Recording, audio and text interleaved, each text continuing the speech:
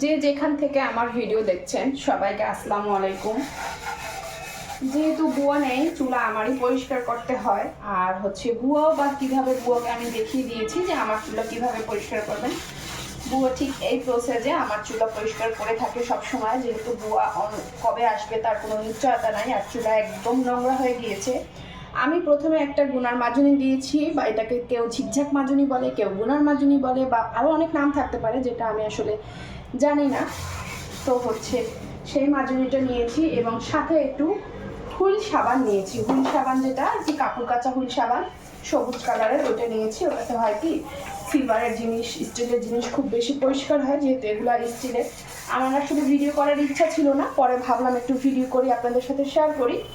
তাই আসলে পোড়া দাগগুলো আগেই তুলে ফেলেছিলাম, বিশেষ করে এটা বেশি পোড়া ছিল। এভাবে করে একটু সামান্য একটু সাবান লাগিয়ে নিলে এটা একদম চকচকে হয়ে যায়। এই যে দেখুন কীভাবে পরিষ্কার করি আমি। একদম কাপড় কেচে রাখার পরে যে সাবানটুকু বাঁচে, যেটা আর কাচা যায় না, কাপড় মাখা যায় না, সেই সাবানটুকু নিয়েছি। এবার এখানে এরকম ঘষে দিব, এতে করে আমার চুলা এত সুন্দর থাকে। আসলে আজকে বুয়া নাই, প্রায় শুক্রবার দিন বুয়া লাস্ট কাজ করে গেছে। শুক্র, শনি, মানে শনি, রবি, আজকে সোমবার, এই 3 দিনে আমার আসলে গলা ব্যথা শুরু হয়ে গিয়েছে। সব কাজ আমার করতে হয়, আর ও কবে আসবে আসলে তাও জানি না, এজন্য আরো বেশি প্রবলেম। সামান্য একটু পানি নিয়ে নিয়েছি। এভাবে করে আমি এই জায়গাগুলো একটু ঘষে নিব, তাহলে কি হয়, যেগুলো শুকানো থাকে এগুলো উঠে যায়। আমার চুলাটা কিন্তু অনেক পুরনো, তারপরও কিন্তু এখনো কত ভালো, কত সুন্দর আছে। মনে হয় না যে আমি চুলাটা এত দিন ইউজ করেছি। তার কারণ আমি খুব সুন্দর করে পরিষ্কার পরিচ্ছন্ন করে রাখি। রান্না করার সময় সবসময় সতর্ক থাকি যে বেশি যেন মানে আমাদের মানে বলক চলে আসলে উতলেই যে পড়ে, এটাকে আমাদের বরিশাল আঞ্চলিক ভাষাতে উতলেই বলে। অন্য অন্য দেশে বা অন্য অন্য ভাষায় কি বলে আমি জানি না। এবার এই সাথে আমি আমার কারেন্টের যে ইন্ডাকশন আছে, ইন্ডাকশনটাও ক্লিন করে নিচ্ছি এভাবে করে, সেম প্রসেসেই।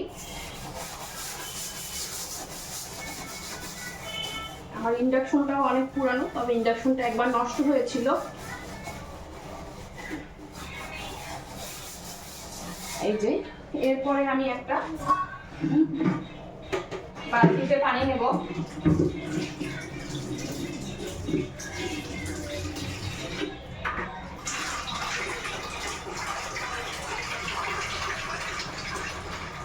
যেহেতু আমার বাসা 8 তলায়, তাই পানির ফ্লো খুবই কম। একটা বালতিতে পানি নিয়েছি। এবার আমি এভাবে করে চুলাটাকে প্রথম একবার করে মুছে নিব খুব সুন্দর করে। চুলাটা আমি একদম প্রথমবার এরকম করে মুছে নিয়েছি, আবারও পানি চেঞ্জ করে আবারও মুছে নিব। তার আগে কি করি সেটা একটু আপনাদের সাথে শেয়ার করছি। আসলে আমি যেভাবে পরিষ্কার করি, সাধারণত বুয়ারা তো এভাবে পরিষ্কার করে না।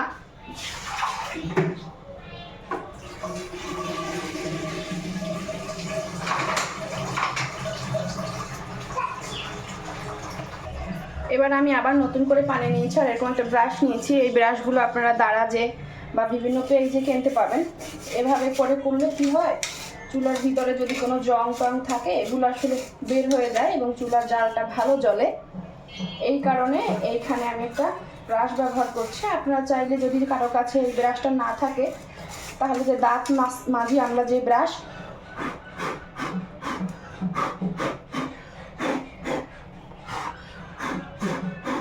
ক্ষুধার সময় অবশ্যই লক্ষ্য রাখতে হবে যেন চোখে না যায় জংগুলো কিন্তু সব ভিতরে পড়ে গেল, আর কিছুটা বাইরে এসেছে। দেখেন কত ফ্রেশ হয়ে গেছে এখন। এই ব্রাশগুলো দারাজে পাওয়া যায়, আবার বিভিন্ন পেজও পাওয়া যায়। আমি একসাথে 4-5টা ব্রাশ কিনে নিয়েছিলাম। এটা দিয়ে কিন্তু খুব উপকার। যেমন ধরেন সিঙ্কের এমন কিছু জায়গা আছে যেখানে হাত যায় না, ব্রাশ দিয়ে ঘষে দেওয়া যায়।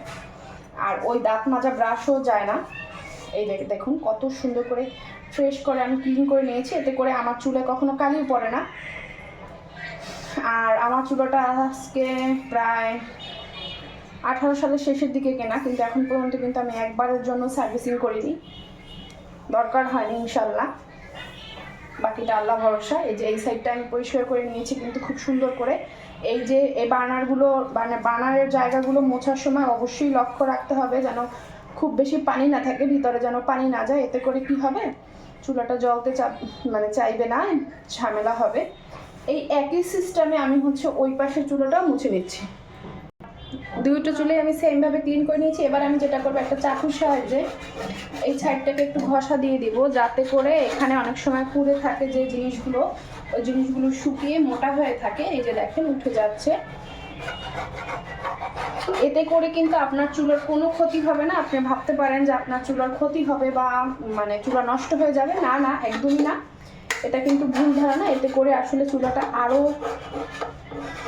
ভালো থাকবে, দীর্ঘদিন থাকবে, মানে দীর্ঘদিন ইউজ করতে পারবেন, চুলা নষ্ট হবে না। এইসব কারণে এইসব যদি চুলার ভিতরে জমে থাকে তাহলে চুলা দ্রুত নষ্ট হয়ে যায়, চুলার ছিদ্র বাতাস ঢোকার জায়গা জং ধরে যায়। এই যে দেখেন কি বের হয়েছে। এই যে এভাবে করে আমি ওই চুলার দুই সাইড ক্লিন করে নিব। এই যে দেখেন এখনো আছে। একটা পুরান চাকু নিয়ে বা একটা চাকুর সাহায্যেই ভালো হয়। আমি সবসময় পুরান চাকুগুলো যে আছে আমার, এগুলোর সাহায্যেই করে থাকি। যে তেল চুলার যেই জায়গাটা আমি ক্লিন করতেছি, এই জায়গাটা যদি এরকম ক্লিন না করেন তাহলে কি হবে, যখন চুলা সার্ভিসিং করে এই স্ক্রুগুলো খুলতে হবে তখন এই জায়গাটা খুলতে চাইবে না, একদম পুরো আটকে যেতে চাইবে। এই কারণে এটা মাঝে মাঝে ক্লিন করতে হয়, নাহলে সার্ভিসিংয়ের সময় চুলা নষ্ট হয়ে যায় খোলার সময়।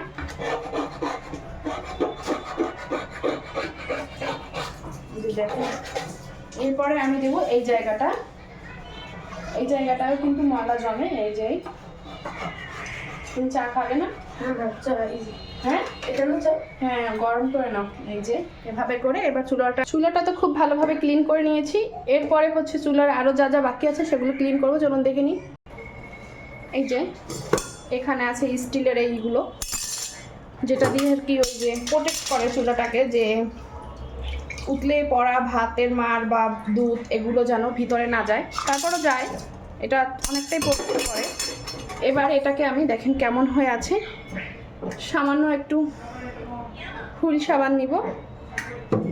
এবার পড়ে গেছে সাবানটা শক্ত হয়ে গেছে, একটু ভিজানো সাবান হলে ভালো হয়।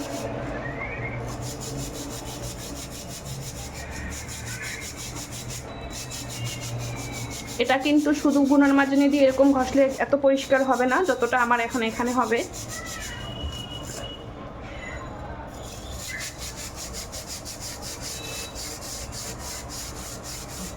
এই যে এবার আমি এখানে বসিয়ে অনেকটাই পরিষ্কার হয়ে গিয়েছে, নিচে রেখে ঘষা দিব, তাতে কি হবে আরও ভালোভাবে পরিষ্কার হবে। এই যে দেখুন মনে হচ্ছে মাত্র কিনে নিয়ে আসছি।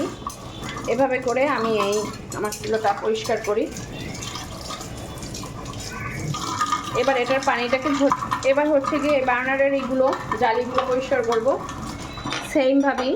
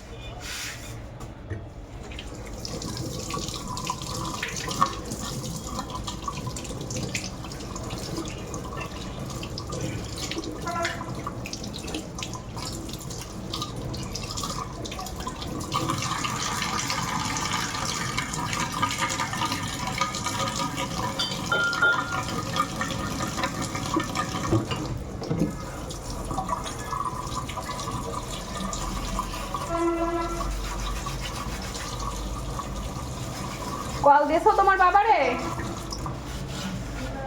কেন?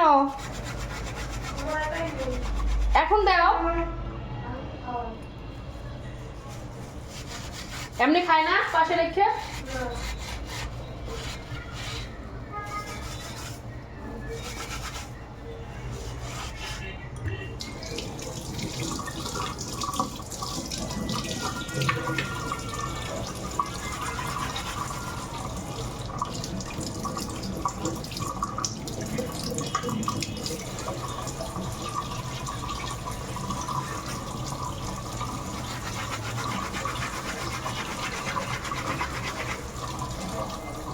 ছোটগুলোকে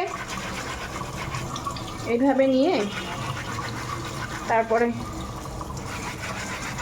ঘষা দিলেই একদম ক্লিন হয়ে যায়। দেখেন কত কালি বের হয়েছে। আর সব থেকে বেশি মনে হয় এই ছোটোগুলো দিয়ে বেশি ময়লা বের হয়, যেটা আমি আমার অভিজ্ঞতা থেকে বুঝলাম। এই যে এবার একটা কাপড় বিছিয়ে এগুলো হচ্ছে এরকম করে রাখতে হবে যাতে পানিগুলো ঝরে যায়।